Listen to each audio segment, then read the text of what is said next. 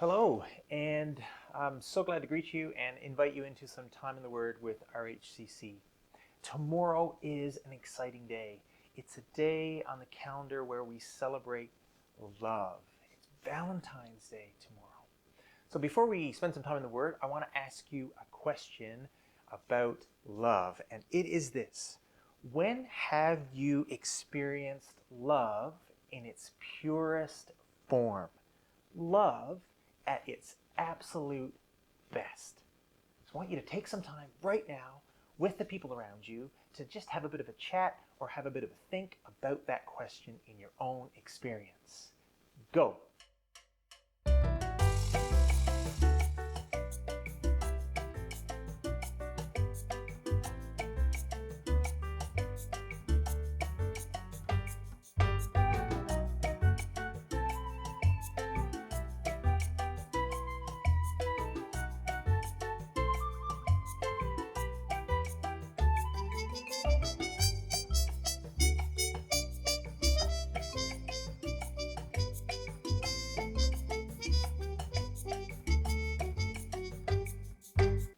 Well, welcome back.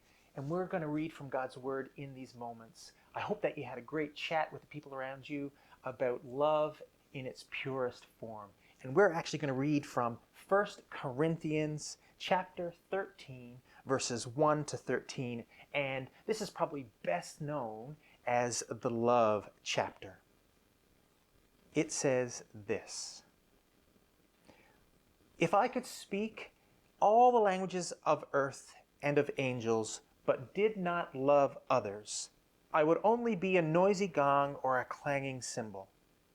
If I had the gift of prophecy, and if I understood all of God's secret plans and possessed all knowledge, and if I had such faith that I could move mountains, but didn't love others, I would be nothing.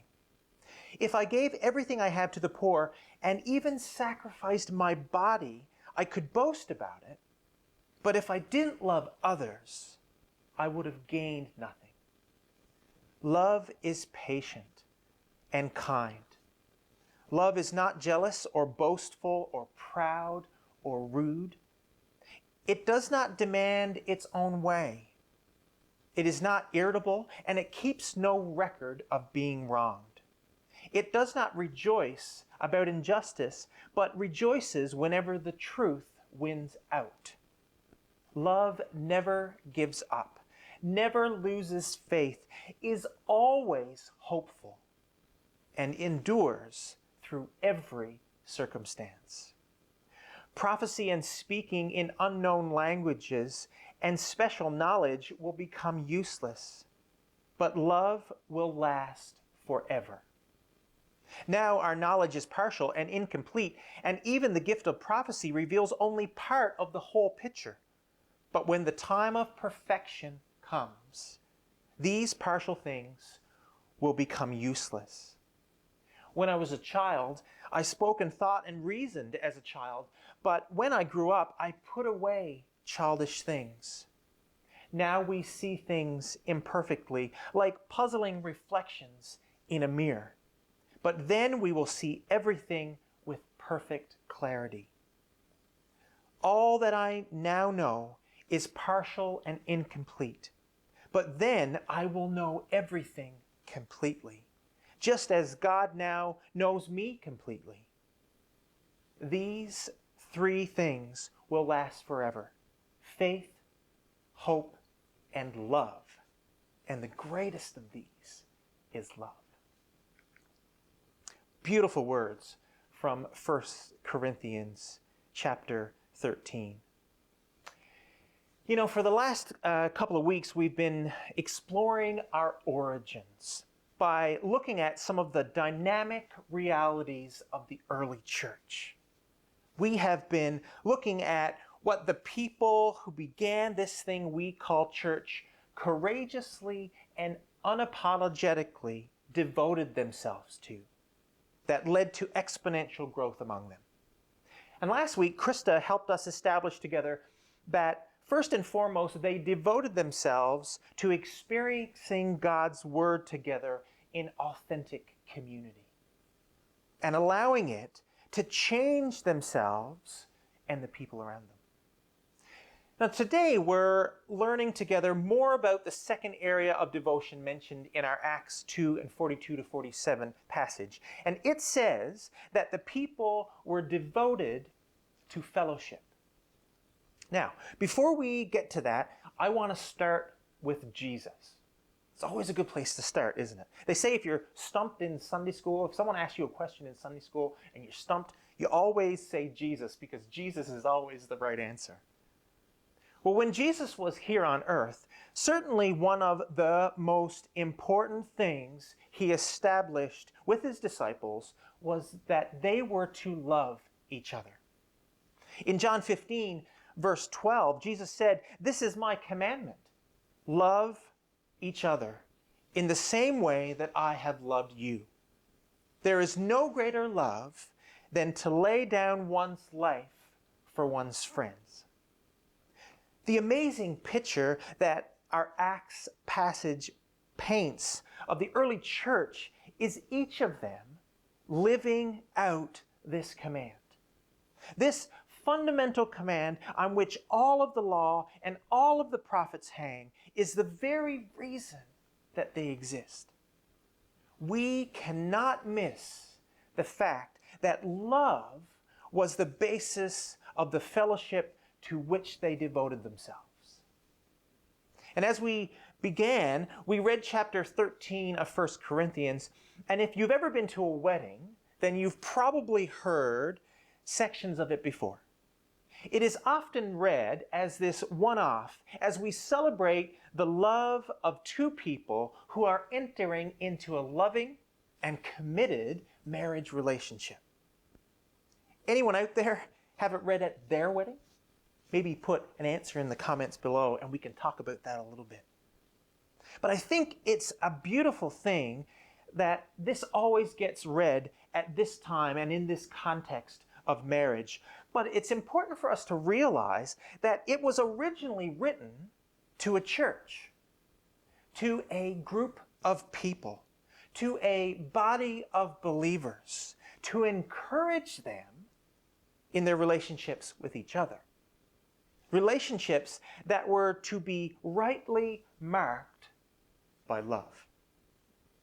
Now later today, I want to challenge you to go back and reread 1 Corinthians chapter 13. And I want you to think about your relationship with the people around you. These are verses that, if taken to heart, can have immediate impact on how we live in community. The word fellowship in the original Greek is most accurately translated koinonia, which means participation or sharing. The fellowship that the people of the early church devoted themselves to was a fellowship of love. They were participating or sharing together in love.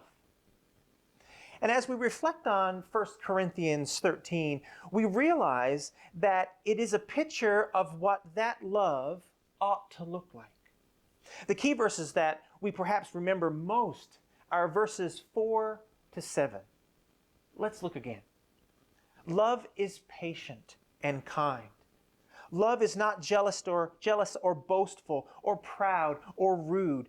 It does not demand its own way. It is not irritable, and it keeps no record of being wronged. It does not rejoice about injustice, but rejoices whenever the truth wins out.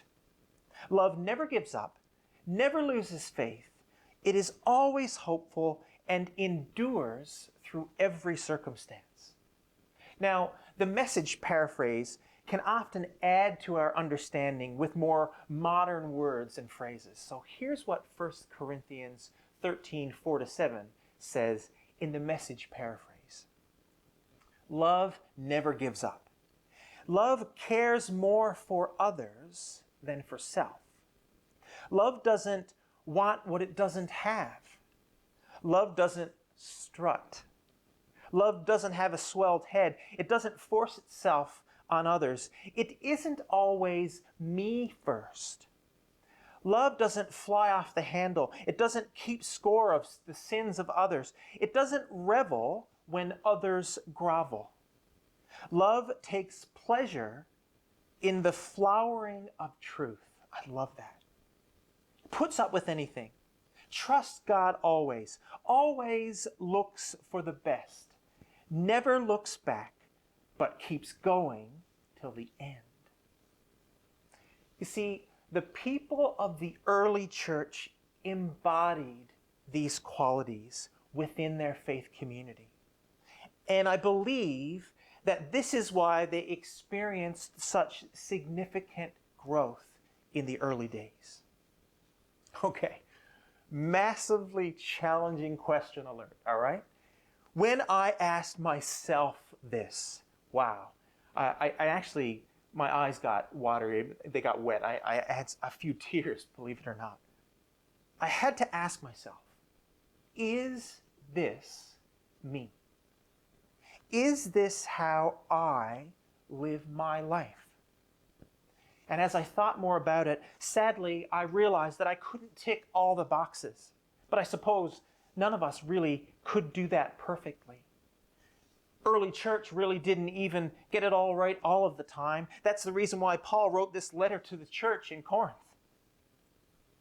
The question for God's church today is, can we confidently say, this is us?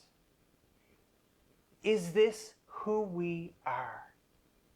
Is this what we are striving towards? Or what about this? Would other people know us by seeing these things in our lives and in our relationships? You know, I believe that if we want to experience exponential growth today, then we must be a church, a body of believers who are devoted to these things, devoted to a fellowship of love. You see, there's this thing about fellowship, and it's this. We are all absolutely essential to its success. It's about all of us working together, loving and caring for each other more and more and more. And in order to do that effectively, we need to be more involved in each other's lives. And sadly today, the people of God's church are often siloed and attempting to live out life in isolation. I believe that many times we fear the authenticity and vulnerability necessary to let love just absolutely reign in and among us. We fear the closeness that is required to be knitted together in community. We fear truly being seen by others, faults and failures included. I love the words of author and speaker Brené Brown. Perhaps you know of Brené Brown. She says this. She says, vulnerability is the glue of relationship. So true. And while I was putting together these thoughts today, I was reminded of some of the words from 1 Peter, chapter 2, verses 4 and 5. And they speak about the people of God's church being living stones that are being built into a spiritual house with their foundation laid firmly on Jesus, the living cornerstone. Let that sink in for a minute. How can God build us into a spiritual house if we aren't willing to allow ourselves to be close enough to someone in order to participate and share in a fellowship of love together? It's hard to care for someone from a distance. It's not an easy process.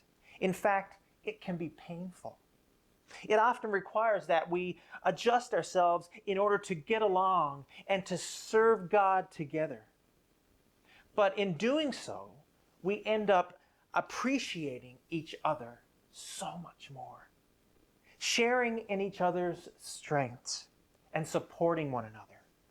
This is the work of God in us.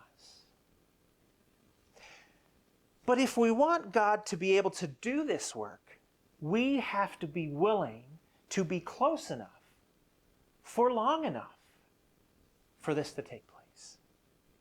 Now, you may be thinking, yeah, well, before all of this coronavirus stuff happened, I was close to others, and now I'm not. I saw people at church every Sunday, you may be saying, and I attended some programs throughout the week where I served along others. And these things are good, and these things are beneficial and necessary to the building of God's kingdom. But you see, the thing is that these things often do not require of us much in the area of changing our character. There is not much need for us to fit together as living stones. In short, we are often not close enough for long enough to allow ourselves to be in deep relationship with each other, to participate and share in a fellowship of love. Church. Wider church. If you are out there, if you're watching, if you're listening, I believe with my entire being that God is calling us to a closeness that we have never felt or experienced before. I believe that God is calling us to a willingness to be seen by each other, faults and failures and all.